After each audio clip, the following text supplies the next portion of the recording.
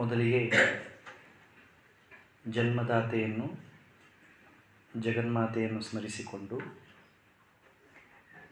ವೇದಿಕೆಯ ಮೇಲೆ ಹಾಗೂ ಕೆಳಗೆ ಆಸೀನರಾಗಿರುವ ಎಲ್ಲ ಗುರು ಹಿರಿಯರಿಗೆ ಶ್ರದ್ಧೆಯಿಂದ ನಮಸ್ಕಾರ ಸಮರ್ಪಣೆ ಮಾಡಿ, ಈ ಕಾರ್ಯಾಗಾರದಲ್ಲಿ ಉತ್ಸುಕತೆಯಿಂದ ಭಾಗವಹಿಸಿರುವ ಎಲ್ಲ ಭರವಸೆಯ ಸೋದರ ಸೋದರಿಯರೇ, ನಿಮ್ಮೆಲ್ಲರಿಗೆ ನನ್ನ ಪ್ರೇಮಪೂರ್ಣ ನಮಸ್ಕಾರಗಳು. ಮೊದಲಿಗೆ ನಾನು 3 ಜನ ಉತ್ಕೃಷ್ಟ ಸಂಪನ್ಮೂಲ ವ್ಯಕ್ತಿಗಳಲ್ಲಿ ತಡವಾಗಿ ಕಾರ್ಯಾಗಾರ ಪ್ರಾರಂಭ ಆಗಿದ್ದಕ್ಕೆ ಕ್ಷಮೆ ಕೋರಿ ನಿಮ್ಮ ಜೊತೆ ಪ್ರಾರಂಭದಲ್ಲಿ ಒಂದು 4-5 ವಿಚಾರಗಳನ್ನು ಹಂಚಿಕೊಳ್ತೇನೆ. ಈ ಕಾರ್ಯಾಗಾರವನ್ನು ಯಾಕೆ ಆಯೋಜನೆ ಮಾಡಿದ್ದೇವೆ ಅನ್ನೋದನ್ನು ಪ್ರಾಸ್ತಾವಿಕ ಭಾಷಣದಲ್ಲಿ ಶ್ರೀಯುತ ಸುನೀಲ್ರವರು, ಅತಿಥಿ ಭಾಷಣದಲ್ಲಿ ಶ್ರೀಯುತ ಮುಗುಳಿ ಸರ್ ಅವರು ನಿಮಗೆಲ್ಲ ತಿಳಿಸಿದ್ದಾರೆ. ನಮ್ಮ ಉದ್ದೇಶ ಇದೆ ಅಂದರೆ, ಸಾಮಾನ್ಯವಾಗಿ ವಿದ್ಯಾರ್ಥಿಗಳಿಗೆ,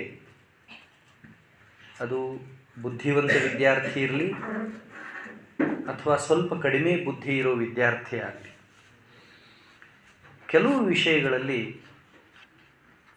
ವಿನಾಕಾರಣ ಸಮಸ್ಯೆಗಳನ್ನು ಎದುರಿಸ್ತಾರೆ. ಅದರಲ್ಲೂ ಪರೀಕ್ಷೆ ಅನ್ನೋ ವಿಷಯ ಬಂತು ಅಂದರೆ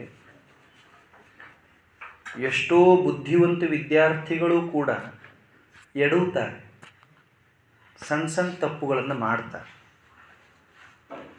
ಆ ಸಣ್ಣ ತಪ್ಪುಗಳೇ ಅವರ ದೊಡ್ಡ ಯಶಸ್ಸಿಗೆ ಅಡಚಣೆ ಉಂಟು ಮಾಡ್ತಾರೆ. ಆದ್ದರಿಂದಲೇ ನಾವೆಲ್ಲ ವಿಚಾರ ಮಾಡಿ 10ನೇ ಕ್ಲಾಸಲ್ಲಿ ಓದ್ತಾ ಇರೋ ಮಕ್ಕಳಿಗೆ ನಾಳೆ ಬರುವಂಥ ಅವರ ಮುಖ್ಯ ಪರೀಕ್ಷೆಯಲ್ಲಿ ಭಯ ಬಾರದೇ ಇರಲಿ, ಅವರೆಲ್ಲ ಯಶಸ್ವಿ ಆಗಲಿ, ಹಾಗೆ ಅವರಿಗೆ ಪ್ರೇರಣೆ ಆಗೋ ಹಾಗೆ ಮುಖ್ಯವಾಗಿ 3 ವಿಷಯಗಳಲ್ಲಿ, ಅಂದರೆ ಗಣಿತ, ಆಂಗ್ಲ ಭಾಷೆ ಮತ್ತು ವಿಜ್ಞಾನ ವಿಷಯದಲ್ಲಿ ಹೆಸರಾಂತ ಸಂಪನ್ಮೂಲ ವ್ಯಕ್ತಿಗಳನ್ನು ಕರೆಸಿ ಅವರಿಗೆ ಪ್ರೇರಣೆ ನೀಡಬೇಕು ಅನ್ನೋ ಉದ್ದೇಶದಿಂದ ಈ ಕಾರ್ಯಕ್ರಮವನ್ನು ಆಯೋಜನೆ ಮಾಡಿದ್ದೀವಿ.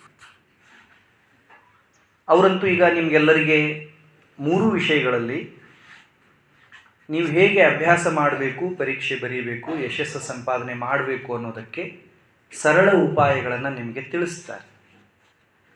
ನಾನು ನಿಮಗೆ ಪರೀಕ್ಷೆಯನ್ನು ಒಬ್ಬ ವಿದ್ಯಾರ್ಥಿ ಹೇಗೆ ಎದುರಿಸಬೇಕು ಅನ್ನೋದ್ರ ಬಗ್ಗೆ 2-3 ವಿಚಾರಗಳನ್ನು ತಿಳಿಸೋ ಪ್ರಯತ್ನವನ್ನು ಮಾಡ್ತೇನೆ.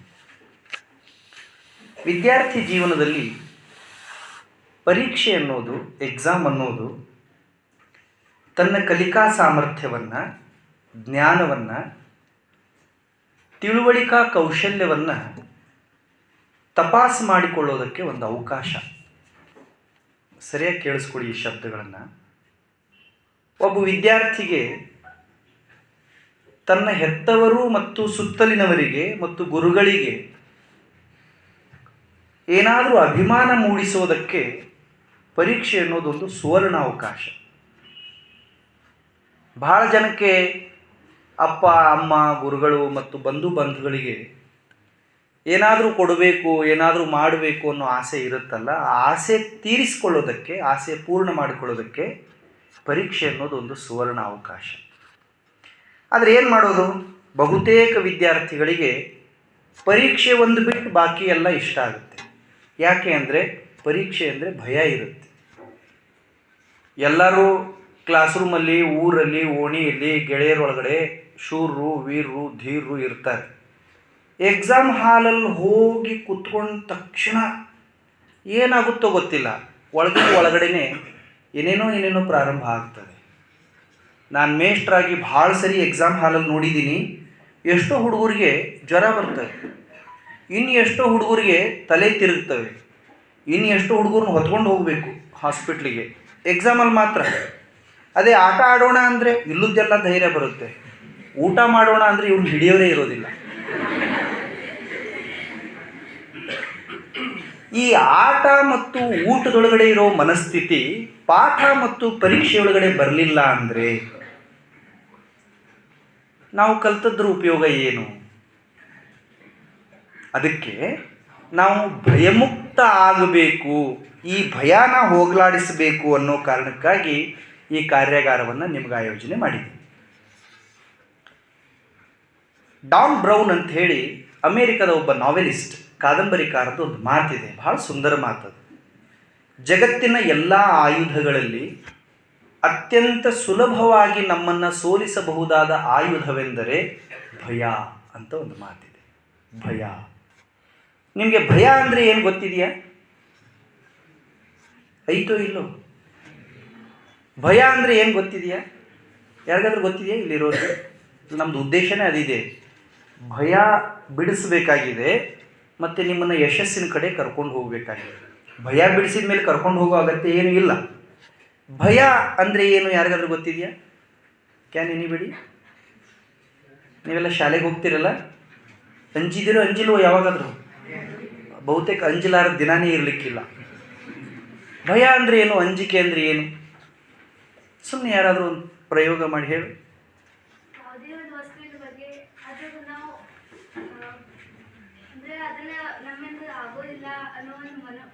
ಆಗೋದಿಲ್ಲ ಅನ್ನೋ ಮನೋಭಾವ. ಗುಡ್. ಮತ್ತೆ ಯಾರಾದ್ರು ಹೇಳ್ತೀರೇನ್ರು? ನೀವು ಯಾರಾದ್ರು ಹೇಳ್ತೀರೇನ್ರು?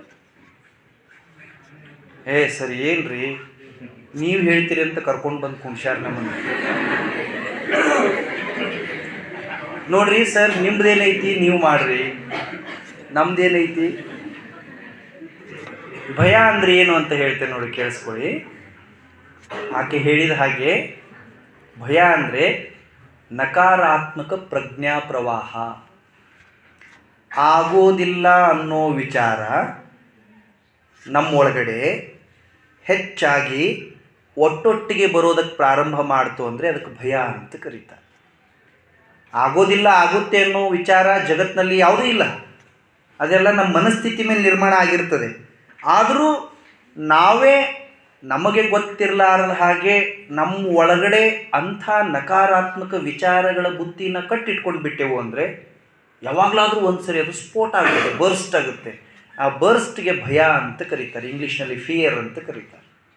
ಇನ್ನೊಂದು ಭಾಳ ಚಂದ ಮಾತಿದೆ ನೋಡಿ, ಭಯವೇ ಬಹುತೇಕ ಜನರಿಗೂ ಅವರು ಪಡೆಯಬಹುದಾದ ಯಶಸ್ಸಿಗೂ ನಡುವಣ ಗೋಡೆ ಅಂತ ಒಂದು ಮಾತಿದೆ.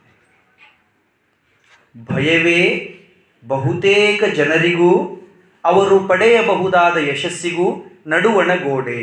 It is the greatest hurdle. ಯಾರಿಗೆ ಗೆಲ್ಲಬೇಕು ಅನ್ನೋ ಆಸೆ ಇದೆಯೋ ಅವರಿಗೆ ಮತ್ತು ಅವರ ಗೆಲುವಿಗೆ ನಡುವೆ ಇರುವಂಥ ಅತ್ಯಂತ ದೊಡ್ಡ ಗೋಡೆ ಯಾವುದು ಅಂದರೆ ಭಯ. ಅದೊಂದೇ ಅಡಚಣೆ ಇರೋದು. ಈ ಜಗತ್ತಿನಲ್ಲಿ ಹುಟ್ಟ ಯಾರೂ ದಡ್ರಲ್ಲ, ಹುಟ್ಟ ಯಾರೂ ಅಶಕ್ತರಲ್ಲ, ಹುಟ್ಟ ಯಾರೂ ಅಸಮರ್ಥರಲ್ಲ. ಎಲ್ಲರ ಒಳಗಡೆನೂ ಬುದ್ಧಿ ಇರುತ್ತೆ, ಎಲ್ಲರ ಒಳಗಡೆನೂ ಧೈರ್ಯ ಇರುತ್ತೆ, ಎಲ್ಲರ ಒಳಗಡೆನೂ ಸಾಮರ್ಥ್ಯ ಇರುತ್ತೆ. ಆದರೆ ಈ ಭಯ ಅನ್ನೋ ಭೂತ ಒಳಗಡೆ ಹೊಕ್ತು ಅಂದರೆ ಯಶಸ್ಸಿನಿಂದ ನಮ್ಮನ್ನು ದೂರ ಇಡೋ ಪ್ರಯತ್ನವನ್ನು ಅದು ಮಾಡುತ್ತೆ. ಅದಕ್ಕೆ ಒಬ್ಬರು ಹಿರಿಯರು ಹೇಳ್ತಾರೆ, ಭಯವನ್ನು ಜಯಿಸಿದರೆ ಜೀವನವನ್ನು ಜಯಿಸಿದಂತೆ. ವಿವೇಕಾನಂದರದೊಂದು ಭಾಳ ಚಂದ ಮಾತಿದೆ. ಅವರಂತಾರೆ, be not afraid of anything, you can do marvellous things. The moment you fear you are dead. ಭಾಳ ಚಂದ ಮಾತಿದು. ನಾವು ವಿದ್ಯಾರ್ಥಿಗಳಾಗಿದ್ದಾಗಲೇ ಇಂಥ ವಿಚಾರಗಳನ್ನು ತಲೆಯಲ್ಲಿ ಇಟ್ಕೊಂಡ್ಬಿಟ್ರೆ ನಮ್ಮನ್ನು ಯಾರೂ ತಡೆಯೋಕ್ಕಾಗೋದಿಲ್ಲ ಗೆಲ್ಲೋದ್ರಿಂದ. ನಮ್ಮದು ದೊಡ್ಡ ಅಡಚಣೆ ಏನು, ನಾವೇ ತಲೆಯೊಳಗಡೆ ಹಾಕ್ಕೊಂಡ್ಬಿಟ್ಟಿರ್ತೀವಿ. ಇದು ನನ್ನ ಕೈಲಾಗೋಲ್ಲ, ಇದು ನನಗೆ ತಿಳಿಯಲ್ಲ, ಇದು ನನಗೆ ಬರಲ್ಲ, ಇದು ನನಗೆ ಹತ್ತಲ್ಲ, ನಾ ಹಳ್ಳಿಯವ, ನಾ ಹುಡುಗಿ, ನಾ ಹುಡುಗ, ನಮ್ಮಪ್ಪ ಬಡವ, ನಮ್ಮವ್ವ ಅವಿದ್ಯಾವಂತೆ, ನಾವು ಸಣ್ಣ ಮನೆಯೊಳಗಿದ್ದೀವಿ, ನಾವು ತೋಟದೊಳಗದೀವಿ, ನಾವು ಊರಾಗದೀವಿ, ನಮಗೇನೂ ಬರೋದಿಲ್ಲ. ಹಿಂಗೆ ಅನ್ಕೊಂಡು ಆಗೋ ಕೆಲಸನೂ ಆಗಲಾರ್ದಂಗೆ ನಾವು ಮಾಡ್ಕೊಂಡ್ಬಿಟ್ಟಿರ್ತೀವಿ. ಅಂಥ ಮನೋಭಾವವನ್ನು ನಿಮ್ಮಿಂದ ನೀವು ಹೊರಗೆ ಹಾಕದೇ ಇದ್ದರೆ ದೊಡ್ಡ ದುರಂತ ಆಗಿಬಿಡುತ್ತೆ. ಏನಾಗುತ್ತೆ ಗೊತ್ತಾ, ಜಗತ್ತಿಗೇನೂ ನಷ್ಟ ಆಗಲ್ಲ. ಈಗ ನಾವಿಷ್ಟು ಜನ ಇಲ್ಲಿದ್ದೀವಿ, ನಾವು ಧೈರ್ಯಶಾಲಿಗಳಾಗಿ ಅಭ್ಯಾಸ ಮಾಡಿ ಯಶಸ್ಸು ಪಡೀದೇ ಇದ್ದರೆ, ಹೆಚ್ಚು ಅಂಕ ಪಡೆದು ಹೆಚ್ಚಿನ ಅಧ್ಯಯನ ಮಾಡಿ ಏನಾದರೂ ಜೀವನದಲ್ಲಿ ಸಾಧನೆ ಮಾಡದೇ ಇದ್ದರೆ ಜಗತ್ತಿಗೆ ಏನೂ ನಷ್ಟ ಆಗಲ್ಲ.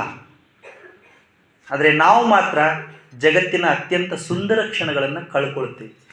ಆದ್ದರಿಂದಲೇ ಆಗೋದಿಲ್ಲ ಅನ್ನೋದನ್ನು ತಲೆಯಿಂದ ತೆಗೆದು ಹೊರಗೆ ಹಾಕಿಸೋದೇ ಈ ಕಾರ್ಯಾಗಾರದ ಉದ್ದೇಶ. That's all. ಅವ್ರದೇ ಒಂದು ಮಾತಿದೆ ವಿವೇಕಾನಂದ. ಅವ್ರು ಏನು ಹೇಳ್ತಾರೆ ಅಂದರೆ, ಬಿಲೀವ್ ಯುವರ್ ಸೆಲ್ಫ್, ನಿನ್ನನ್ನು ನೀನು ನಂಬು. ಲಕ್ಷ್ಯ ಕೊಟ್ಟು ಕೇಳಿಸ್ಕೊಳ್ರು.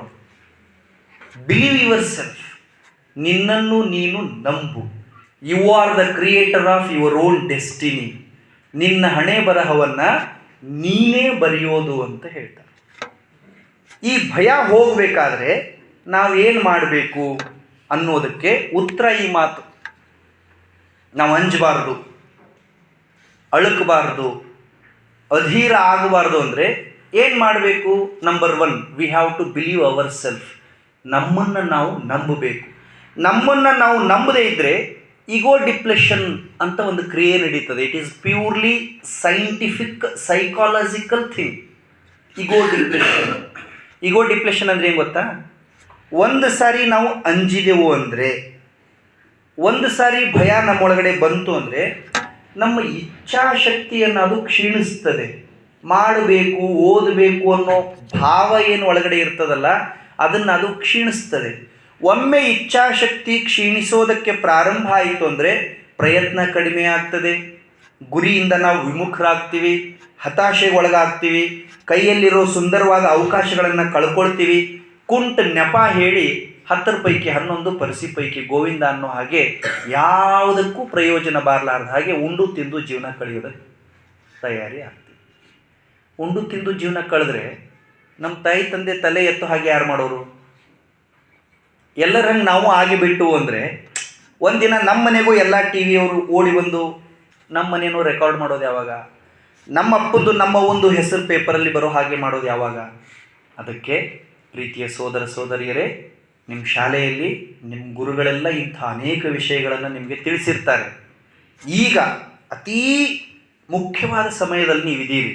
ಈಗ ನೀವೇನು ಮಾಡಬೇಕು ಅಂದರೆ, the first most important thing is ಆಗಲ್ಲ ಅನ್ನೋ ತಲೆಯೊಳಗಡೆ ಇರೋ ವಿಷಯನ ತೆಗೆದು ಆಗುತ್ತೆ ಅನ್ನೋ ವಿಷಯನ ತಲೆಯೊಳಗಡೆ ಹಾಕೋಬೇಕು. ನಾನು ಮಾಡ್ತೀನಿ, ನನಗೆ ನೆನಪುಳಿತದೆ, ನಾನು ಹೆಚ್ಚು ಅಭ್ಯಾಸ ಮಾಡ್ತೀನಿ, ನಾನು ಚೆನ್ನಾಗಿ ಬರೀತೀನಿ, ಹೀಗೆ ಯಾವಾಗ ನೀವು ಪಾಸಿಟಿವ್ ಆಗಿ ವಿಚಾರ ಮಾಡೋದಕ್ಕೆ ಚಾಲೂ ಮಾಡ್ತೀರೋ ಆವಾಗ 100ಕ್ಕೆ 100 ನೀವು ಯಶಸ್ವಿ ವ್ಯಕ್ತಿಗಳಾಗ್ತೀರಿ ಮತ್ತು ನಿಮ್ಮ ತಂದೆ ತಾಯಿಗೆ ನೀವು ಆಸ್ತಿ ಆಗ್ತೀರಿ, ಅಸೆಟ್ ಆಗ್ತೀರಿ. ಇಂಗ್ಲೀಷ್ನಲ್ಲಿ ಒಂದು ಮಾತಿದೆ, 100 ways to motivate yourself. ನೆನ್ಪಿಟ್ಕೊಳ್ಳಿ ಈ ಪುಸ್ತಕದ ಹೆಸರೇನು? 100 ways to motivate yourself. ನಿಮ್ಮನ್ನು ಸ್ವಪ್ರೇರಣೆ ಮಾಡಿಕೊಳ್ಳೋದಕ್ಕೆ 100 ದಾರಿಗಳು. ಅದರಲ್ಲೊಂದು ಪಾಠ ಇದೆ, ಭಾಳ ಸುಂದರವಾದ ಪಾಠ. Keep your eyes on prize. ಎಷ್ಟು ಚಂದ ಇದೆ ನೋಡಿ. Keep your eyes on prize. ನಿಮ್ಮ ಗಮನ ಯಾವಾಗಲೂ ಗುರಿ ಕಡೆಗಿರಬೇಕು. ನಿಮ್ಮ ಆಲೋಚನೆ ಯಾವಾಗಲೂ ನೀವು ಸೇರಬೇಕು ಅಂದ್ಕೊಂಡಿರೋ ಗಮ್ಯದ ಕಡೆಗಿರಬೇಕು. ನೀವೇನು ಅಂದ್ಕೊಂಡಿದ್ದೀರೋ ಅದನ್ನು ಬಿಟ್ಟು ಬಾಕಿ ಎಲ್ಲ ನಗಣ್ಯ ಆಗಿಬಿಡಬೇಕು. ಬಾಕಿ ಯಾವುದು ತಲೆಯಲ್ಲಿ ವಿಚಾರನೇ ಬರಬಾರ್ದು. ಈಗ ಸದ್ಯ ನೀವು ಡಿಸೆಂಬರಲ್ಲಿ ಇದ್ದೀರಿ, 14ನೇ ತಾರೀಕು ಒಳಗಡೆ ಇದ್ದೀರಿ. ಮಾರ್ಚ್ 18ಕ್ಕೆ ನೀವು ಪರೀಕ್ಷೆ ಬರೀತೀರಿ. Am I right? ಡಿಸೆಂಬರ್ 14ರಿಂದ ಮಾರ್ಚ್ 18ರವರೆಗೆ ನಿಮ್ಮ ತಲೆಯಲ್ಲಿ ಬರೋ ಎಲ್ಲ ವಿಚಾರಗಳು ಪರೀಕ್ಷೆ, ಓದೋದು, ತಯಾರಿ ಮಾಡೋದ್ರ ಬಗ್ಗೆನೇ ಇರಬೇಕೇ ವಿನಃ ಚಿಲ್ಲರ್ ವಿಷಯದೊಳಗಡೆ ನೀವು ವಿಚಾರ ಮಾಡಿ ನಿಮ್ಮ ಶಕ್ತಿನ ವ್ಯಯ ಮಾಡ್ಕೋಬಾರ್ದು. ಭಾಳ ಜನ ವಿದ್ಯಾರ್ಥಿಗಳು ಮಾಡೋ ಕೆಲಸ ಏನು ಅಂದರೆ, ಯಾವ ಕೆಲಸದ ಕಡೆಗೆ ನಾವು ಗಮನ ಇಡಬೇಕಲ್ಲ ಅದ್ರ ಕಡೆ ಗಮನ ಇಡಲಾರದೆ ಯಾವುದಕ್ಕೆ ಇಂಪಾರ್ಟೆನ್ಸ್ ಕೊಡಬಾರ್ದೋ ಅದಕ್ಕೆ ಇಂಪಾರ್ಟೆನ್ಸ್ ಕೊಟ್ಟು ತಮ್ಮ ಶಕ್ತಿ, ಸಾಮರ್ಥ್ಯ, ಬುದ್ಧಿ, ವಿವೇಕನೆಲ್ಲ ದಂಡ ಮಾಡ್ಕೊಂಡು ಬಿಡ್ತಾರೆ. That is the difference between successful person and failure. ಮಹಾಭಾರತದಲ್ಲಿ ಒಂದು ಘಟನೆ ನಡೀತದೆ. ಒಂದಿನ ದ್ರೋಣಾಚಾರ್ಯರು, ಗೊತ್ತಾ ನಿಮಗೆ ದ್ರೋಣಾಚಾರ್ಯ ಯಾರು ದ್ರೋಣಾಚಾರ್ಯರು? ಗುರುಗಳು, ಸರ್, ಮಾಸ್ಟರ್. ಯಾರು ಮಾಸ್ತರ್ ಅವರು? ಪಾಂಡವರು ಮತ್ತು ಕೌರವರು ಮಾಸ್ತರ್. ಈಗ ನಮ್ಮ ಸರ್ ಹೇಗಿದ್ದಾರಲ್ಲ ಹಂಗೆ ಅವ್ರ ಸರ್. ಅವ್ರಿಗೆ ಒಂದಿನ ನನ್ನ ಸ್ಟೂಡೆಂಟ್ಸ್ ಎಷ್ಟು ಶಾಣೆ ಇದ್ದಾರೆ ಅಂತ ಟೆಸ್ಟ್ ಮಾಡಬೇಕು ಅನ್ನಿಸ್ತು. ಅದಕ್ಕೆ ಅವ್ರನ್ನೆಲ್ಲ ಕರ್ಕೊಂಡು ಕಾಡೊಳಗಡೆ ಹೋದರು. ಆವಾಗಿನ ಟೆಸ್ಟೇ ಬೇರೆ, ಈಗಿನ ಟೆಸ್ಟೇ ಬೇರೆ. ಆವಾಗ ಟೆಸ್ಟ್ಗೆ, ಎಕ್ಸಾಮ್ಗೆ ಪೆನ್ನು ಬುಕ್ಕು ಇರ್ತಿರ್ಲಿಲ್ಲ. ಮಕ್ಕಳ ಟೆಸ್ಟ್ ಅಷ್ಟು ಚಂದ ಮಾಡ್ತಿದ್ರು. ಅವಾಗ ಗುಣ ನೋಡಿ ಟೆಸ್ಟ್ ಮಾಡ್ತಿದ್ರು. ಈಗ ಗುಣ ಹಾಕಿ ಟೆಸ್ಟ್ ಮಾಡ್ತಾರೆ. ಗುಣ ಅಂದರೆ ಮಾರ್ಕ್ಸ್, ಗುಣ ಅಂದರೆ ಸ್ವಭಾವ. ಅವಾಗ ಒಬ್ಬ ಹುಡುಗನ ನೋಡೋರು, ಒಬ್ಬ ಹುಡುಗಿನ ನೋಡೋರು, ಆಕೆ ಮಾಡೋ ಕೆಲಸ, ಆಕೆ ಮಾತಾಡೋ ಮಾತು, ಆಕೆ ಮಾಡೋ ವಿಚಾರ ನೋಡಿ ಇವರು ಒಳ್ಳೆಯವರು ಕೆಟ್ಟವರು ಅಂತ ನಿರ್ಧಾರ ಮಾಡೋರು. ಈಗ ಹಂಗಿಲ್ಲ, ಅವ್ರು ಬರೆಯೋದು ನೋಡಿ, ಬರೆದದ್ದು ನೋಡಿ ಒಳ್ಳೆಯವರು ಕೆಟ್ಟವರು ಅಂತ. ದಡ್ಡ ಇರ್ತಾನೆ, ಚಲೋ ಬರೀತಾನೆ, ಅವಂಗೆಲ್ಲರೂ ಒಳ್ಳೆಯವರು ಅಂತಾರೆ. ತುಂಬ ಒಳ್ಳೆಯವನಿರ್ತಾನೆ, ಕಡಿಮೆ ಬರೀತಾನೆ, ಅವ್ರಿಗೆಲ್ಲರೂ ಕೆಟ್ಟವರು ಅಂತಾರೆ. ಬೇಕಾದ್ರೆ ನೀವೇ ನೋಡಿ, ನಾಳೆ ನಿಮ್ಮ ಸ್ಕೂಲಲ್ಲಿ ಯಾರಾದರೂ ಫೇಲ್ ಆದರೆ ಅವ್ರಿಗೆ ಯಾರಾದರೂ ಸ್ಕೂಲಲ್ಲಿ ಸತ್ಕಾರ ಮಾಡ್ತಾರೆ? ಯಾರಾದರೂ ಪಾಸ್ ಆಗಿಬಿಟ್ರೆ ಅವ್ರಿಗೆ ಬ್ಯಾನರೇ ಹಾಕಿಬಿಡ್ತಾರೆ. ಹೋದ ವರ್ಷ ಎಕ್ಸಾಮ್ ಬಂದಾಗ ಒಬ್ಬ ಹುಡುಗನ ಬ್ಯಾನರ್ ಹಾಕಿದ್ರು ದಕ್ಷಿಣ ಕರ್ನಾಟಕದಲ್ಲಿ. 6ಕ್ಕೆ 6 ವಿಷಯಗಳಲ್ಲಿ ಜಸ್ಟ್ 35 ಮಾರ್ಕ್ಸ್ ತೊಗೊಂಡು ಪಾಸ್ ಆಗಿದ್ದಾನೆ. ಅಬ್ಬಾ, ಏನು ಮೌಂಟ್ ಎವರೆಸ್ಟ್ ಹತ್ತಿ ಇಳ್ದಾನೇನೋ. ನೀವು ಏನು ಮೌಂಟ್ ಎವರೆಸ್ಟ್ ಹತ್ತಿ ಇಳ್ದಾನೇನೋ ಹಂಗೆ. ಇನ್ನು ಥೋಡೆ ಮಂದಿ 91 ತೊಗೊಂಡ, 92 ತೊಗೊಂಡ, 95 ತೊಗೊಂಡ, 99 ತೊಗೊಂಡ, ಹಿಂಗೂ ಬ್ಯಾನರ್ ಹಾಕ್ತಾರೆ. ಆದರೆ ನಾನು ಹೇಳ್ತೀನಿ, ಚೆನ್ನಾಗಿ ಕೇಳಿಸ್ಕೊಳ್ಳಿ, ಮಾರ್ಕ್ಸ್ ನೆವರ್ ಮ್ಯಾಟರ್ಸ್. ಮಾರ್ಕ್ಸ್ ಬಹಳ ಮುಖ್ಯ ಅಲ್ಲ. ಈಗ ಸದ್ಯ ನಾವು ಮುಂದೆ ಅಭ್ಯಾಸ ಮಾಡೋದಕ್ಕೆ ಚೆನ್ನಾಗಿ ಅಂಕ ತಗೋಬೇಕು, ಆದರೆ ಅಂಕನೇ ಜೀವನ ಅಲ್ಲ. 2 ಮಾರ್ಕ್ಸ್ ಕಡಿಮೆ ಬಂದರೆ ಏನು ತಲೆ ಕೆಡಿಸ್ಕೋಬೇಡಿ, ಮತ್ತು ಮುದ್ದಾಮ್ ಹಂಗೆ ಮಾಡಬೇಡಿ. ಮೊನ್ನೆ ನಮ್ಮನ್ನು ನಾಗರಾಳ ಕರೆಸಿ ಊಟಕ್ಕೆ ಹಾಕಿ ಹೇಳಿ ಕಳಿಸ್ಯಾರ, 2 ಕಡಿಮೆ ಬಂದ್ರೆ ಏನು, ಹಂಗೂ ಅಲ್ಲ. ಆದರೆ ಮಾರ್ಕ್ಸೇ ಎಲ್ಲ ಅಲ್ಲ. ನಾವು ಭಾಳ ಮುಖ್ಯವಾಗಿ ಯಾವುದಕ್ಕೆ ಕಾಳಜಿ ಕೊಡಬೇಕು ಅನ್ನೋದು ತಿಳುವಳಿಕೆ ಇರಬೇಕು. ಅವರು ಪರೀಕ್ಷೆ ಕರ್ಕೊಂಡು ಹೋದರು ದ್ರೋಣಾಚಾರ್ಯರು, ಅವ್ರನ್ನೆಲ್ಲ ನಿಲ್ಲಿಸಿದ್ರು, ಪಾಂಡವ್ರನ್ನೆಲ್ಲ ನಿಲ್ಲಿಸಿದ್ರು. ಈ ಕಡೆ ನೋಡ್ರು, ನಿಮಗೆಲ್ಲ ಒಂದು ಟೆಸ್ಟ್ ಕೊಡ್ತೀನಿ ಅಂದರು. ಅವರೆಲ್ಲ ತಯಾರಿಯಾಗಿ ಬಂದಿದ್ದರು, ಬಾಣ ಬಿಲ್ಲು ಎಲ್ಲ ಇಟ್ಕೊಂಡು ಬಂದಿದ್ದರು. ಏನು ಟೆಸ್ಟ್ ಗುರುಗಳೇ ಅಂತ ಕೇಳಿದರು. ಅವ್ರು ಹೇಳಿದರು, ಇಲ್ಲಿ ನೋಡಿ, ಇಲ್ಲೊಂದು ದೊಡ್ಡ ಗಿಡ ಇದೆಯಲ್ಲ, ಈ ಗಿಡದ ರೆಂಬೆಯೊಂದರ ತುತ್ತ ತುದಿಗೆ ಬಟ್ಟೆಯ ಗಿಳಿಯೊಂದನ್ನು ಕಟ್ತೀನಿ. ನೀವು ಈ ಗಿಡದ ರೆಂಬೆಯೊಂದರ ತುತ್ತ ತುದಿಯಲ್ಲಿರುವ ಬಟ್ಟೆಯ ಗಿಳಿಯ ಕಣ್ಣಿಗೆ ಬಾಣ ಹೊಡಿಬೇಕು ಅಂದರು. ಹೊಡಿತೀವಿ ಅಂದರು. ಸರಿ ಬಾ ಅಂತ ಕರೆದ್ರು. ಮೊದಲನೇವ ಬಂದ. ಯಾರು ಮೊದಲನೇವ್ರು? ಯಾರು? ಪಾಂಡವರಲ್ಲಿ ಧರ್ಮ, ಯುಧಿಷ್ಠಿರ. ಕೇಳಿದರು ಗುರುಗಳು, ನಿನಗೇನೇನು ಕಾಣಿಸ್ತಾ ಇದೆ? ಸರ್, ನನಗೆಲ್ಲ ಕಾಣಿಸ್ತಾ ಇದೆ. ಸುಂದರವಾದ ಹಚ್ಚು ಹಸಿರಿನಿಂದ ಕಂಗೊಳಿಸುತ್ತಿರುವ ಕಾಡು, ಈ ಕಾಡಿನಲ್ಲಿ ಅತ್ಯಂತ ಆಕರ್ಷಕವಾದಂಥ ಗೆಟ್ ಔಟ್ ಅಂದರು. ಅವನು ತಿಳಿಲೇ ಇಲ್ಲ, ಯಾಕೆಂದರೆ ಅವನು ಎಲ್ಲ ತಯಾರಿ ಮಾಡ್ಕೊಂಡಿದ್ದ. ಆಮೇಲೆ ಇವನು ಕರೆದ್ರು, ನಂಬರ್ 2. ಯಾರು? ಮೊದಲ ಭೀಮ. ಅವ ತಯಾರಾಗಿ ಬಂದಿದ್ದ, ಅಂದರೆ ಬಾಣ ಬಿಡಕ್ಕೆ ತಯಾರಾಗಿ ಬಂದಿದ್ದ. ನಿಂಗೇನು ಕಾಣ್ತೈತಿ ಅಂದರು. ಅವನು ಹೇಳ್ದ, ಗಿಡದ ಬೇರು, ಆ ಗಿಡ ನಡಿ, ನೀನು ಪ್ರಯೋಜನ ಇಲ್ಲ, ನಡಿ. 3ನೇವ ಬರ್ತಿದ್ದ, ನಿಲ್ಲು, ನೀ ಬೇಡ ಅಂತ. 3ನೇವ ಯಾರು? ನೀನು ಆಮೇಲೆ ಕರಿತೀನಿ. ನಕುಲ, ನೀ ಬಾ, ನಿಂಗೇನು ಕಾಣ್ತೈತಿ? ಗುರುಗಳ, ನನಗೆ ನೀವು ಕಾಣಕತ್ತೀರಿ, ಅಣ್ಣ ಕಾಣಕತ್ತಾನ, ನಡಿ. ಸಹದೇವ, ನಂಗೆ ಅವರು ನೀವು ಎಲ್ಲರೂ, ನೀನು ಔಟ್, ನಡಿ, ನೀನು ಬಾ. ಅರ್ಜುನ, ನಿನಗೇನು ಕಾಣ್ತದೆ? ಗುರುಗಳೇ, ನನಗೆ ನೀವು ಮರದ ರೆಂಬೆಯೊಂದರ ತುತ್ತ ತುದಿಯಲ್ಲಿ ಕಟ್ಟಿರುವ ಬಟ್ಟೆಯ ಗಿಳಿಯ ಕಣ್ಣೊಂದನ್ನು ಬಿಟ್ಟು ಏನೂ ಕಾಣ್ತಾ ಇಲ್ಲ ಅಂದ ಅರ್ಜುನ. ಅವಾಗ ಹೇಳಿದರು, you are only the eligible candidate, ನಿಂಗಷ್ಟೇ ಯೋಗ್ಯತೆ ಅದೇ, ಹೊಡಿ ಬಾಣ ಅಂತ. ಅವ ಹೊಡೆದ, ಬಿಟ್ಟು ಬಾಣ ನೇರವಾಗಿ ಗಿಳಿ ಕಣ್ಣಿಗೆ ಬಡಿಯಿತು. ಇದನ್ನು ನಾನು ಯಾಕೆ ಹೇಳಿದೆ ಅಂದರೆ, ವಿದ್ಯಾರ್ಥಿಗಳಾಗಿ ಈಗ ಸದ್ಯ ನಾವು ಮಾಡಬೇಕಾದ ಕೆಲಸ ಏನು ಅಂದರೆ, we have to keep our eyes on our prize. ಈಗ ಸದ್ಯ ನಮ್ಮ ತಲೆಗೆ ಏನೂ ಬರಬಾರ್ದು. ಅದರೊಳಗೂ ನಿಮ್ದೊಂದು ಬ್ಯಾಡ್ ಲಕ್ ಏನು ಅಂದರೆ, ಇನ್ನೂ ಎಲ್ಲ ಜಾತ್ರೆ ಚಾಲು ಆಕವು.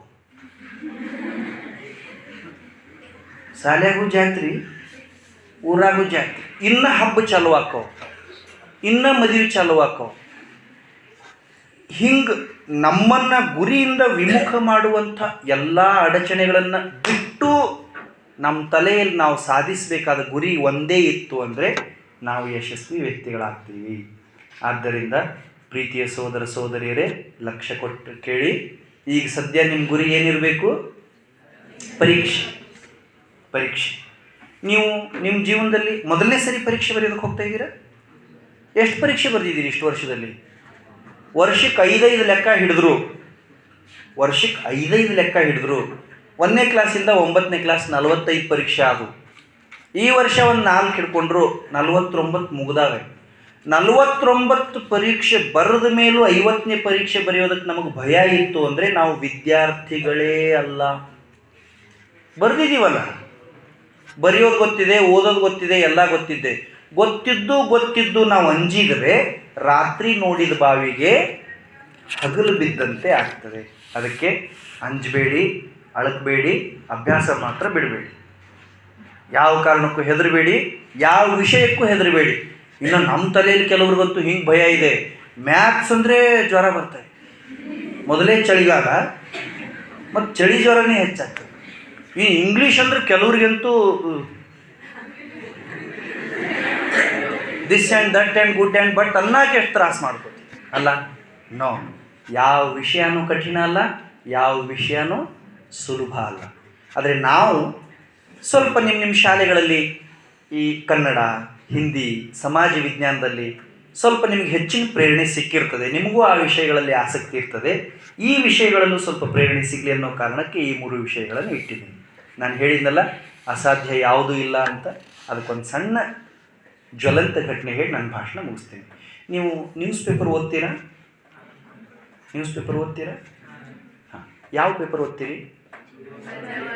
ಪ್ರಜಾವಾಣಿ. Very good. ದಿನ ಓದ್ತೀರಾ? Very good. ನಿನ್ನೆ ಪ್ರಜಾವಾಣಿಯಲ್ಲಿ ಪುರವಣಿ ಒಳಗಡೆ ದಿತಿ ಅನ್ನೋ ಹುಡುಗಿ ಕತೆ ಬಂದಿತ್ತು. ಯಾರು ಓದಿದ್ದೀರಿ? ನೀವು ಮೊದಲೇ ಹೇಳಿಲ್ಲ ನಮ್ಮನ್ನೇನು ಕೇಳಬಾರ್ದು ಅಂತೆ. ಯಾರ್ಯಾರು ಓದಿದ್ದೀರಿ ಪ್ರಜಾವಾಣಿ ಹೇಳಿ? ದಿತಿ ನೆನ್ಪಿಟ್ಕೊಳ್ಳಿ.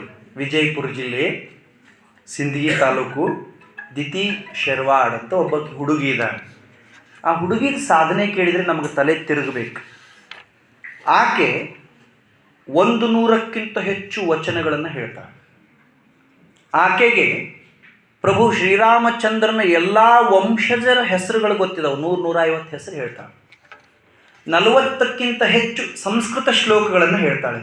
60 ಸಂವತ್ಸರಗಳನ್ನು ಹೇಳ್ತಾಳೆ.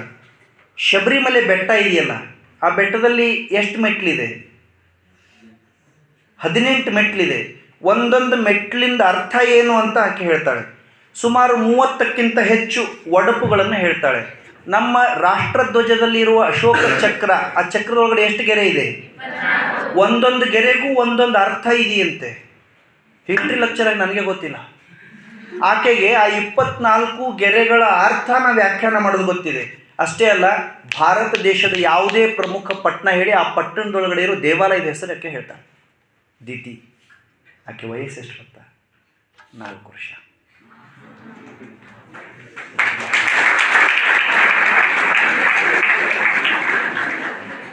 4 ವರ್ಷದ ಹಾಲುಗಲ್ಲದ ಹುಡುಗಿಗೆ ಇಷ್ಟೆಲ್ಲ ನೆನಪಿಟ್ಕೊಳ್ಳೋಕ್ಕಾಗತ್ತೆ ಅಂದರೆ 16-17 ವರ್ಷದ ತರುಣರು ನಾವು, ನಮಗೆ ಯಾಕೆ ನೆನಪು ಉಳಿಯಲ್ಲ ಅಂತ ನಾವು ವಿಚಾರ ಮಾಡಬೇಕು. ಒಂದು ವೇಳೆ ಅಲ್ಲಿ ಯಾರೋ ಮಾತಾಡ್ತಾ ಇದ್ದ ಅನ್ಕೊಂಡು ಅವ್ನಿಗೆ ಇಂಟ್ರೆಸ್ಟ್ ಇಲ್ಲ ಅಂದರೆ ಕಳಿಸ್ಬಿಡಿ. ಇಲ್ಲಿರೋರು ಯಾರು ಕೆಲಸ ಇಲ್ದವ್ರಲ್ಲಪ್ಪಿ, ಎಲ್ಲರೂ 1 ಲಕ್ಷ ರೂಪಾಯಿ ಪಗಾರದ ಮ್ಯಾಲಿನವ್ರು ಅದೀವಿ, ನಿಮಗೆ ಉಪಯೋಗ ಆಗಲಿ ಅಂತ ಕರ್ಕೊಂಡು ಬಂದೀವಿ. ಬೇಕಿತ್ತು ಕೂಡ್ರಿ, ಬ್ಯಾಡ್ ಇತ್ತಂದ್ರೆ ಕಾರ್ನಾಗ ಬಿಟ್ಟು ಬರ್ತೀವಿ, ನಿಮ್ಮ ಮನೆಯಲ್ಲಿ ಐತಿ ಹೇಳ್ರಿ ಕಳಿಸಿ ಬರ್ತೀವಿ. Be serious. 4 ವರ್ಷದ ಹುಡುಗಿ, 3 ವರ್ಷದ ಹುಡುಗರು, ಕೈ ಇರದೇ ಇರೋರು, ಕಾಲು ಇರದೇ ಇರೋರು, ಹೊಟ್ಟೆಗೆ ಅನ್ನ ಇರದೇ ಇರೋರು, ಮೈಗೆ ಬಟ್ಟೆ ಇರದೇ ಇರೋರು ಎಷ್ಟು ದೊಡ್ಡ ಸಾಧನೆ ಮಾಡ್ತಾ ಇದ್ದಾರೆ ಅಂದಮೇಲೆ ನಾವು ಯಾಕೆ ಓದಬಾರ್ದು? ನಾವು ಯಾಕೆ ಬರೀಬಾರ್ದು? ನಾವು ಯಾಕೆ ಚೆನ್ನಾಗಿ ಅಭ್ಯಾಸ ಮಾಡಬಾರ್ದು ಅಂತ ನೀವು ವಿಚಾರ ಮಾಡೋ ಪ್ರೇರಣೆಯನ್ನು ನಿಮಗೆ ಕೊಡಬೇಕು ಅನ್ನೋದೇ ಈ ಕಾರ್ಯಾಗಾರದ ಉದ್ದೇಶ. ಪ್ರೀತಿಯ ಮಕ್ಕಳೇ, ಬಹಳ ಸಂತೋಷ ಆಯಿತು. ನಿಮ್ಮ ಎಲ್ಲ ಗುರುಗಳು ಅಂದರೆ ನಾಗರಾಳ್ ಪ್ರೌಢಶಾಲೆಯ ಗುರುಗಳು, ನೇಜ್ ಪ್ರೌಢಶಾಲೆಯ ಗುರುಗಳು ನಿಮ್ಮನ್ನೆಲ್ಲ ಅತ್ಯಂತ ಕಾಳಜಿ ವಹಿಸಿ ಇಲ್ಲಿಗೆ ಕಳಿಸಿದ್ದಾರೆ. 3 ಅವಧಿಗಳ ತರಬೇತಿ, 3 ಅವಧಿಗಳ ಚರ್ಚೆ ನಿಮ್ಮ ಜೊತೆ ಆಗುತ್ತೆ. ಇಂಗ್ಲೀಷ್, ಗಣಿತ ಮತ್ತು ವಿಜ್ಞಾನದಲ್ಲಿ. ಅವ್ರು 3 ಜನ ಇದ್ದಾರಲ್ಲ, ನಿಮಗೆ ಗೊತ್ತಿಲ್ಲ ಅವ್ರ ಬೆಲೆ ಏನು ಅಂತ. They are state level resource persons. They are very very eminent knowledgeful persons. ಹಾಗೆ ನೋಡಿದರೆ ನಮ್ಮ ಭಾಗ ಅವ್ರ ವಿದ್ಯೆಯನ್ನು, ವಿದ್ವತ್ತನ್ನು ಬಳಸ್ಕೊಂಡಿಲ್ಲ. ಮಧ್ಯಕ್ಕೆ ಕೂತಿದ್ದಾರಲ್ಲ ಶ್ರೀಯುತ ಮಹೇಶ್ ಮಗ್ದುಮ್ ಸರ್, ಅವರು ಆಂಗ್ಲ ಭಾಷಾ ಗುರುಗಳು. ಅವರು ಸದ್ಯ ಈಗ ಕೇರೂರು ಸರ್ಕಾರಿ ಪ್ರೌಢಶಾಲೆಯಲ್ಲಿ ಸೇವೆ ಮಾಡ್ತಾರೆ. ನಾನು ಸರ್ಕಾರಿ ಶಿಕ್ಷಕನಾಗಿ ನೇಮಕ ಆದಾಗ ನನ್ನಂಥ ಸಾವಿರಾರು ಜನ ಶಿಕ್ಷಕರಿಗೆ ಮೇಷ್ಟ್ರು ಹೇಗೆ ಇರಬೇಕು ಅಂತ ಟ್ರೈನಿಂಗ್ ಕೊಟ್ಟವರು. ಸುಮಾರು ಚಿಕ್ಕೋಡಿ ಜಿಲ್ಲೆಯ ಹೆಚ್ಚು ಕಡಿಮೆ 1,000-1,500 ಶಿಕ್ಷಕರಿಗೆ ಟ್ರೈನಿಂಗ್ ಕೊಟ್ಟವರು ಅವರು. ಮತ್ತು ಭಾಳ ಜ್ಞಾನ, ಭಾಳ ಪಾಂಡಿತ್ಯ, ಭಾಳ ಪ್ರಭುತ್ವ, ಭಾಳ ಕಳಕಳಿ ಇದೆ. ನಾವು ಅವ್ರನ್ನ ಕೇಳಿಕೊಂಡಾಗ ಅವರು ಎಷ್ಟು ಪ್ರೀತಿಯಿಂದ ಒಪ್ಕೊಂಡು, ಸರ್ ನೀವು 10ಕ್ಕೆ ಇರಬೇಕು ಅಂದ ತಕ್ಷಣ 10ಕ್ಕೆ 3 ನಿಮಿಷ ಕಡಿಮೆ ಇದ್ದಾಗ ಅವ್ರು ಇಲ್ಲಿದ್ದರು. ಇದಕ್ಕೆ ದೊಡ್ಡಸ್ತಿಕೆ ಅಂತ ಕರೀತಾರೆ. ಆಮೇಲೆ ಈ ಕಡೆ ಇದ್ದಾರಲ್ಲ ಶ್ರೀಯುತ ಸುನೀಲ್ ಖೋತ್ ಸರ್, ಅವರು ಅಷ್ಟೇ. ಅರ್ಜುನವಾಡ ಅಂತ ಒಂದು ಹಳ್ಳಿ ಇದೆ ಹುಕ್ಕೇರಿ ತಾಲೂಕಲ್ಲಿ, ಅಲ್ಲಿ ಸರ್ಕಾರಿ ಪ್ರೌಢ. ಇವ್ರ ಕೈಯಲ್ಲಿ ಈ ಏನು 3 ಜನ ಇದ್ದಾರಲ್ಲ, ಇಂಥವ್ರ ಕೈಯಲ್ಲಿ ಕಲಿಯೋ ಮಕ್ಕಳು ಧನ್ಯ. ಇವ್ರದ್ದು ವಿಷಯ ಹೇಳಿ ಕೇಳಿ ಗಣಿತ. ಹೆಚ್ಚು ಕಡಿಮೆ ಎಲ್ಲ ಮಕ್ಕಳು ವಿರೋಧ ಮಾಡದೆ ಮ್ಯಾಥ್ಸ್ ಮೇಸ್ಟ್ರನ್ನ. ಪಾಪ ಅವ್ರು ಭಾಳ ಒಳ್ಳೆಯವರು ಇರ್ತಾರೆ. ಆದರೂ ಹುಡುಗರಿಗೆ ಅವ್ರ ಕ್ಲಾಸ್ ರೂಮಲ್ಲಿ ಬಂದ ತಕ್ಷಣ ಬೇರೆ ರೀತಿ ಕಾಣ್ತಿರ್ತಾರೆ, ಏನೋ ಗೊತ್ತಿಲ್ಲ. ಆದರೆ ಇವ್ರು ಮಾತ್ರ ಇವ್ರ ಕ್ಲಾಸ್ ರೂಮಲ್ಲಿ ಬಂದರೆ ಎಲ್ಲ ಮಕ್ಕಳು ಇಷ್ಟಪಡೋ ಹಾಗೆ ಪಾಠ ಮಾಡ್ತಾರೆ. ಅಷ್ಟೇ ಅಲ್ಲ, ಅವರು ಎಲ್ಲ ಶಿಕ್ಷಕರಿಗೆ ತರಬೇತಿ ಕೊಡ್ತಾರೆ, ಎಲ್ಲ ಪರೀಕ್ಷೆ ಕಾರ್ಯಾಗಾರಗಳಿಗೆ ಹೋಗ್ತಾರೆ, ಪ್ರಶ್ನೆ ಪತ್ರಿಕೆ ತಯಾರಿ ಮಾಡಲಿಕ್ಕೆ ಹೋಗ್ತಾರೆ, ಮತ್ತು ರಾಜ್ಯ ಮಟ್ಟದಲ್ಲಿ ಬೇರೆ ಬೇರೆ ಶಾಲಾ ಕಾಲೇಜುಗಳು ತರಬೇತಿ ಕೇಂದ್ರಗಳಿಗೆ ಹೋಗಿ ಟ್ರೈನಿಂಗ್ ಕೊಡ್ತಾರೆ. ಸಚ್ ಎ ಕೈಂಡ್ಫುಲ್ ಪರ್ಸನ್, ಭಾಳ ಸದ್ಗುಣಿಗಳು. ಆಮೇಲೆ ಆ ಕಡೆ ಇದಾರಲ್ಲ ಶ್ರೀಯುತ ಸುನೀಲ್ ಕಾಜ್ಗಾರ್, ಇಬ್ಬರು ಸುನೀಲ್ ಅವರು, ಸುನೀಲ್ ಸ್ಕ್ವೇರ್. ಆಮೇಲೆ ಅವರು ಮಹೇಶ್, ನಾನು ವೀರೇಶ್. ಅವರು ಸುನೀಲ್ ಕಾಜ್ಗಾರ್ ಸರ್ ಇದಾರಲ್ಲ, ಅವರು ವಿದ್ಯಾರ್ಥಿಗಳಿಗೆ ಅಭ್ಯಾಸ ಮಾಡೋದ್ರ ಬಗ್ಗೆ, ಪರೀಕ್ಷೆ ತಯಾರಿ ಮಾಡೋದ್ರ ಬಗ್ಗೆ ಎಷ್ಟೋ ಕಾರ್ಯಕ್ರಮಗಳನ್ನು ಟಿ ವಿ ಮತ್ತು ರೇಡಿಯೋಗಳಲ್ಲಿ ಕೊಟ್ಟಿದ್ದಾರೆ. ಅವ್ರನ್ನ ಕರೆಸ್ತಾರೆ ಕಂಡ್ರು, ಕ್ಯೂ ಹಚ್ಚಿ ಅವ್ರನ್ನ ಡೇಟ್ ತೊಗೊಂಡು. ಇವರು 3 ಜನ ಇದ್ದಾರಲ್ಲ, ಇವರೆಲ್ಲ ಅಪಾಯಿಂಟ್ಮೆಂಟ್ ತೊಗೊಂಡು ಮೀಟ್ ಮಾಡಬೇಕಂಥ ವ್ಯಕ್ತಿಗಳು. ಅವ್ರು ಇವತ್ತು ನಿಮ್ಮ ಭಾಗ್ಯ, ಅವ್ರು ಸಿಕ್ಕಿದ್ದಾರೆ. ನಾನು ನಿಮ್ಗೆ ಇಷ್ಟೇ ಪ್ರಾರ್ಥನೆ ಮಾಡ್ತೀನಿ, ಡೋಂಟ್ ವಾಚ್ ಯುವರ್ ವಾಚ್. ಇನ್ನೊಂದ್ಸರಿ ಹೇಳ, ಡೋಂಟ್ ವಾಚ್ ಯುವರ್ ವಾಚ್. ಒಟ್ಟ ಗಡಿಯಾರದ ಕಡೆ ನೋಡ್ಬಾರ್ದು. ನಿಮ್ಗೇನು ಬೇಕು ಹೇಳ್ರಿ, ಎಲ್ಲ ಇಲ್ಲೇ ವ್ಯವಸ್ಥೆ ಮಾಡಿಸ್ತೇನೆ. ಮತ್ತು ಏನೇನಾರು ಬರ್ಕೊಂಡು ಬಂದಿರಿ, ಹಂಗಲ್ಲ, ಊಟ ನೀರು ಎಡ.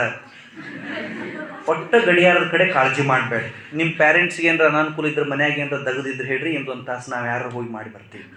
ಒಟ್ಟು ನೀವೀಗ ಇಲ್ಲಿ ಬಂದಿದ್ದೀರಿ, ಅವ್ರು 3 ಜನ ನಿಮಗೆ ಕ್ಲಾಸ್ ಮಾಡ್ತಾರೆ. 3 ಜನ ಅವ್ರು ಹೇಳೋ ವಿಷಯಗಳನ್ನು, ಅಂದರೆ ಈ ವರ್ಷ SSLC ಪರೀಕ್ಷಾ ಕ್ರಮದೊಳಗಡೆ ಕೆಲವು ಬದಲಾವಣೆಗಳಾಗಿದ್ದಾವೆ. ಸರ್ ಇಲ್ಲೇ ಬಂದ್ಬಿಡ್ರಿ. ಪರೀಕ್ಷಾ ಕ್ರಮದೊಳಗಡೆ ಕೆಲವು ಬದಲಾವಣೆಗಳಾಗಿದ್ದಾವೆ. ಸ್ವಲ್ಪ ಪರೀಕ್ಷಾ ಕ್ರಮದೊಳಗಡೆ ಬೇರೆ ಬೇರೆ ವಿಷಯದಲ್ಲಿ ಬೇರೆ ಬೇರೆ ಬದಲಾವಣೆಗಳಾಗಿದ್ದಾವೆ. ಆ ಬದಲಾವಣೆಗಳನ್ನು ನೀವು ಹೇಗೆ ಎದುರಿಸಬೇಕು, ಆ ವಿಷಯಗಳಲ್ಲಿ ನೀವು ಹೇಗೆ ತಯಾರಿ ಮಾಡ್ಕೋಬೇಕು, ಮತ್ತು ಭಾಳ ಮುಖ್ಯವಾಗಿ ಅಲ್ಲೇ ಎಲ್ಲರೂ ಕೊಂಡ್ರಪ್ಪ ಕರ್ಕೋರಿ ಹಾಂ, ಆ ವಿಷಯಗಳಲ್ಲಿ ಅಂದರೆ ಬದಲಾವಣೆಯಾದಂಥ ವಿಷಯಗಳಲ್ಲಿ ನೀವೇನು ಕಾಳಜಿ ವಹಿಸಬೇಕು ಅನ್ನೋ ವಿಷಯದ ಬಗ್ಗೆ ಅವರು ತುಂಬ ತುಂಬ ಮಹತ್ವಪೂರ್ಣ ಸಂಗತಿಗಳನ್ನು ನಿಮ್ಮ ಜೊತೆ ಹಂಚ್ಕೊಳ್ತಾರೆ. ತಾವೆಲ್ಲ ಶ್ರದ್ಧೆಯಿಂದ ಅದರಲ್ಲಿ ಪಾಲ್ಗೊಳ್ಳಬೇಕು ಅಂತ ಆಶಿಸಿ, ಈ ಪ್ರೌಢಶಾಲೆಯವರು ಯಾವಾಗಲೂ ಹೀಗೆ ನಾವು ಏನಾದರೂ ಮಾಡ್ತೀವಿ ಅಂತ ಬಂದಾಗ ನಮ್ಮ ಎಲ್ಲ ಕೆಲಸಗಳನ್ನು ಅವರೇ ಮಾಡಿಬಿಡ್ತಾರೆ. ನಿಮಗೆ ಗೊತ್ತಿಲ್ಲ, ಈಗ ಇಷ್ಟು ಚಂದ ವೇದಿಕೆ ಕಾಣಿಸ್ತಾ ಇದೆ, ಇಷ್ಟು ಚಂದ ರೂಮ್ ಎಲ್ಲ ತಯಾರಿಯಾಗಿದೆ. ಇದೆಲ್ಲ ಯಾರು ಮಾಡಿದ್ದಾರೆ ಅಂದರೆ ಈ ಶಾಲೆಯೊಳಗಡೆ ಇರೋ ಶಿಕ್ಷಕರು ಮತ್ತು ಮುಖ್ಯೋಪಾಧ್ಯಾಯರು ಮಾಡಿದ್ದಾರೆ. ನೀವು ಸುಮ್ಮನೆ ಕಲ್ಪನೆ ಮಾಡಿಕೊಂಡ್ರು, 20 ವರ್ಷ ನೌಕರಿ ಮಾಡಿರುವಂಥ ಮೇಷ್ಟ್ರು, ಅವ್ರಿಗೆಲ್ಲ 20 ವರ್ಷ ಸರ್ವಿಸ್ ಆಗಿದೆ, ಹತ್ರ 1 ಲಕ್ಷ 1 ಲಕ್ಷಕ್ಕಿಂತ ಹೆಚ್ಚು ಸಂಬಳ ತಗೋತಾರೆ. ಆದರೆ 4 ಮಕ್ಕಳಿಗೆ ಉಪಯೋಗ ಆಗುತ್ತೆ ಅನ್ನೋ ಒಂದೇ ಕಾರಣಕ್ಕೆ ಇಲ್ಲಿ ಬಂದು ನಿಂತ್ಕೊಂಡು ಜಮ್ಖಾನ್ ಹಾಸ್ತಾರೆ, ಬ್ಯಾನರ್ ಕಟ್ತಾರೆ ಅಂದರೆ ಅವ್ರು ಎಷ್ಟು ಒಳ್ಳೆ ಟೀಚರ್ಸ್ ಇರಬೇಕಲ್ಲ. ಸುಮ್ಮನೆ ಒಂದ್ಸರಿ ವಿಚಾರ, ಅವರಿಗೆ ಇಲ್ಲಿ ಕೆಲಸ ಮಾಡಿ ಅಂತ ಯಾರೂ ಹೇಳಿಲ್ಲ. ಅವ್ರದ್ದು ಕನ್ಸರ್ನ್ ಅರ್ಥ ಮಾಡಿಕೊಳ್ಳಿ. ಸ್ವತಃ ಅವರೇ ಬಂದು ಪಿನ್ ಹಾಕಿ, ಜಮ್ಖಾನ್ ಹಾಸಿ, ಕುರ್ಚಿ ಹಾಕ್ತಾರೆ, ಟೇಬಲ್ ಎತ್ತಿ ಹಿಡಿತಾರೆ, ರಂಗೋಲಿ ಹಾಕ್ತಾರೆ, ಪೊರಕೆ ತೊಗೊಂಡು ಕಸ ಗುಡಿಸ್ತಾರೆ ಅಂದರೆ ನಾವು ಧನ್ಯ ಅಲ್ಲ, ನಾವೆಲ್ಲ ಭಾಗ್ಯವಂತರಲ್ಲ. ಅದಕ್ಕೆ ಅವ್ರ ಶ್ರಮದಂಡ ಆಗಬಾರ್ದು. ಅವ್ರೇನು ಇಲ್ಲಿ ಗುರುಗಳು ದುಡ್ದಿದ್ದಾರಲ್ಲ, ನಮಗೋಸ್ಕರ ದುಡ್ದಿದ್ದಾರೆ, ಅವರು ನಮ್ಮನ್ನೆಲ್ಲ ಇಲ್ಲಿ ಸೇರಿಸಿದ್ದಾರೆ. ಅವ್ರ ಶ್ರಮ ದಂಡ ಆಗಲಾರ್ದ ಹಾಗೆ ತುಂಬ ಸಭ್ಯವಾಗಿ ಕೂತ್ಕೊಂಡು ಅವ್ರು ಏನು ಹೇಳ್ತಾರೆ ಕೇಳೋದು, ಏನೇ ಸಂಶಯ ಬಂದರೂ ಅವ್ರನ್ನ ಕೇಳೋದು, ಪರಿಹಾರ ಮಾಡ್ಕೊಳ್ಳೋದು. ಉಪದ್ವ್ಯಾಪತನ ಪ್ರದರ್ಶನ ಮಾಡಬಾರ್ದು. ಭಾಳ ಮಂದಿ ಕೂಡಿವಿ, ನಾ ಮಾತಾಡಲಿಲ್ಲ ಅಂದರೆ ಯಾರಿಗೂ ಗೊತ್ತಾಗೋದಿಲ್ಲ, ಹೀಗೆ ಎಲ್ಲ ಮಾಡಿ ಸುಮ್ಮನೆ ಒಂದು ಸುಂದರವಾದ ಕ್ಷಣಕ್ಕೆ ಭಂಗ ತಂದು ಅಸ್ತವ್ಯಸ್ತ ಮಾಡಬಾರ್ದು. ಏನು 3 ತಾಸು ಅವ್ರು ಪಾಠ ಮಾಡ್ತಾರೆ, ಆ 3 ತಾಸುಗಳು ನಿಮ್ಮ ಭವಿಷ್ಯದ ಅತ್ಯಂತ ಸುಂದರ ಕ್ಷಣ. ಅದನ್ನೆಲ್ಲ ಬರ್ಕೊಳ್ಳಿ, ಅದನ್ನೆಲ್ಲ ನೆನಪಿಟ್ಕೊಳ್ಳಿ. ಯಾಕೆ ನೆನಪಿಟ್ಕೊಳ್ಳೋಕ್ಕಾಗೋದಿಲ್ಲ ಅಂತ ಅಂದ್ಕೋಬೇಡಿ. ನಾನು ನೆನ್ನೆ ಒಂದು ಪುಸ್ತಕ ಓದ್ತಾ ಇದ್ದೆ, ಛತ್ರಪತಿ ಶಿವಾಜಿ ಮಹಾರಾಜರದ್ದು. ರಾಜಾಪುರದಲ್ಲಿ ಬಾಳಾಜಿ ಆವುಜಿ ಅಂತ ಒಬ್ಬ ವ್ಯಕ್ತಿ, ಕೇಳಿದ್ದೀರಿ ಹೆಸರು? ಕೇಳಿದ್ದೀರಾ? ಈ ಇಂಥ ಹೆಸರು ಕೇಳಿದ್ದೀರಿ ಅಂತ? ಕೇಳಿಲ್ಲ. ಯಾಕೆಂದರೆ ನಿಮ್ಮದು ಐಸ್ ಎಲ್ಲ ಪ್ರೈಸ್ ಮೇಲಿಲ್ಲ, ಐಸ್ ಎಲ್ಲ ಎಲ್ಲೆಲ್ಲೋ ಇದ್ದಾವೆ. ರಾಜಾಪುರ, ಇದನ್ನು ನೆನ್ಪಿಟ್ಕೊಳ್ಳಿ ನೀವು. ಬಾಳಾಜಿ ಆವುಜಿ. ಬಾಳಾಜಿ ಆವುಜಿ ಯಾರು ಅಂದರೆ ಛತ್ರಪತಿ ಶಿವಾಜಿ ಮಹಾರಾಜರಿಗೆ ಪತ್ರ ಬರೀತಿದ್ದ ವ್ಯಕ್ತಿ, ಅಂದರೆ ಅವ್ರು ಹೇಳಿದ್ದನ್ನೆಲ್ಲ ಬರ್ಕೋತಿದ್ದ ವ್ಯಕ್ತಿ. ಒಮ್ಮೆ ಶಿವಾಜಿ ಮಹಾರಾಜರಿಗೆ ಒಂದು ಬಹಳ ಮುಖ್ಯ ಗೌಪ್ಯ ವಿಷಯ ಇತ್ತು. ಆವುಜಿ, ಬಾಳಾಜಿ ಅಂತ ಕರೆದ್ರು. ಬಂದ, ನಾನೊಂದು ವಿಷಯ ಇದೆ, ಗಂಭೀರವಾದ ವಿಷಯ ಇದೆ, ಗೌಪ್ಯವಾದ ವಿಷಯ ಇದೆ, ಬರ್ಕೋ ಅಂತ ಹೇಳಿದರು. ಹೇಳಿ ಮಹಾರಾಜ್ ಅಂದ. ಮತ್ತು ಅವ್ರು ಹೇಳಿದರು, ಆಯಿತು ಅಂತ ಹೇಳಿದ. ಸರಿ, ಮಹಾರಾಜರು ಅರಮನೆಗೆ ಹೋದರು, ಅವನು ಮನೆಗೆ ಹೋದ. ಒಂದು 8 ದಿನ ಆದಮೇಲೆ ಅವ್ರಿಗೆ ನೆನಪು ಬಂತು, ಬಾಳಾಜಿನ ಕರೆಸಿ ಅಂತ. ಬಾಳಾಜಿನ ಕರ್ಕೊಂಡು ಬಂದು ಪತ್ರ ತೊಗೊಂಡು ಬಾ ಅಂತ ಹೇಳಿದರು. ಪತ್ರ ತೊಗೊಂಡು ಬಂದ. ಓದು ಅದನ್ನು ಅಂತ ಹೇಳಿದರು. ಸರಿ, ಅವನು ಕಾಗದ ತೊಗೊಂಡು ಓದ್ತಾ ಇದ್ದ. ಅವಾಗ ಲೈಟ್ ಇರಲಿಲ್ಲಲ್ಲ, ಅದಕ್ಕೆ ಅವನಿಗೆ ಬೆಳಕು ಕಾಣಬೇಕು ಅಂತ ಒಬ್ಬ ವ್ಯಕ್ತಿ ಹಿಲಾಲು ಹಿಡ್ಕೊಂಡು ನಿಂತಿದ್ದ. ಒಂದು ಕಟ್ಟಿಗೆಗೆ ಬಟ್ಟೆ, ಅದಕ್ಕೆ ಎಣ್ಣೆ ಹಾಕಿ ಹಚ್ಚಿರ್ತಾರೆ. ಅವನು ಪತ್ರ ಓದ್ದ. ಅವನು ಪತ್ರ ಓದಿ ಮುಗಿಸ್ತಿದ್ದ ಹಾಗೆ ಆ ಹಿಲಾಲು ಹಿಡ್ಕೊಂಡು ಒಬ್ಬ ಮನುಷ್ಯ ನಿಂತಿದ್ನಲ್ಲ, ಅವ ಗಹಗಹಿಸಿ ನಕ್ಕುಬಿಟ್ಟ. ಶಿವಾಜಿ ಮಹಾರಾಜ್ ಕೇಳಿದರು, ಯು ಫೂಲ್, ಒಂದು ಗಂಭೀರವಾದ ಗೌಪ್ಯವಾದ ವಿಷಯನ ಅವನು ಓದ್ತಾ ಇದ್ದಾನೆ, ನೀನು ನಗ್ತಾ ಇದೆಯಲ್ಲ, ಯಾಕೆ? ಅವನು ಹೇಳ್ದ, ಮಹಾರಾಜ್ ಕ್ಷಮ ಕೀಜಿಯೇ, ಕ್ಷಮ ಮಾಡಿರಿ, ಅವನು ಏನು ಕಾಗದ ಓದಿದ್ನಲ್ಲ, ಈ ಕಾಗದದೊಳಗಡೆ ಒಂದೇ ಒಂದು ಅಕ್ಷರ ಬರೆದಿಲ್ಲ. ಬಿಳಿ ಕಾಗದ ಹಿಡ್ಕೊಂಡು ನಿಮ್ಮ ಮುಂದೆ ಓದ್ದ ಆತ, ನಾಟಕ ಮಾಡಿದ ಅಂತ. ಶಿವಾಜಿ ಗಾಬರಿ ಆಗಿಬಿಡ್ತು. ಬಾಳಾಜಿ ಏನಿದು ಅಂತ. ಮಹಾರಾಜ್ ಕ್ಷಮ ಮಾಡಿ, ನೀವು ಯಾವ ದಿವಸ ನನಗೆ ಪತ್ರ ಬರಿ ಅಂತ ಹೇಳಿದ್ರಲ್ಲ, ಆ ದಿವಸ ನನಗೆ ತುಂಬ ಜ್ವರ ಇತ್ತು. ನೀವು ಹೇಳಿದ್ದನ್ನು ಬರ್ಕೊಳ್ಳೋದಕ್ಕೆ ಆಗುತ್ತಿರಲಿಲ್ಲ, ಅಷ್ಟು ಅಶಕ್ತಿ ಇತ್ತು. ಆದರೆ ನೀವು ಹೇಳಿದ್ದ ಪ್ರತಿ ಮಾತು ನನ್ನ ತಲೆಯಲ್ಲಿ ಅಚ್ಚು ಒತ್ತಿದ ಹಾಗೆ ಇತ್ತು. ಈಗ ನಾನು ಅದನ್ನು ತಂದು ನಿಮ್ಮ ಮುಂದೆ ಒಪ್ಪಿಸಿದೆ ಅಂತ. ಶಿವಾಜಿ ಆತನ ತಬ್ಕೋತಾನೆ. ನಾನು ಇದನ್ನು ಯಾಕೆ ನಿಮಗೆ ಹೇಳ್ತಾ ಇದ್ದೀನಿ ಅಂದರೆ, ಪ್ರೀತಿ ಇತ್ತು ಅಂದರೆ, ಶ್ರದ್ಧಾ ಇತ್ತು ಅಂದರೆ, ನಂಬಿಕೆ ಇತ್ತು ಅಂದರೆ ಎಲ್ಲ ವಿಷಯಗಳು ತಲೆಯಲ್ಲಿ ಉಳಿತಾವೆ. ಕೇಳಿಸ್ಕೊಳ್ಳುವಂಥ ಇಚ್ಛಾ ಇರಬೇಕು.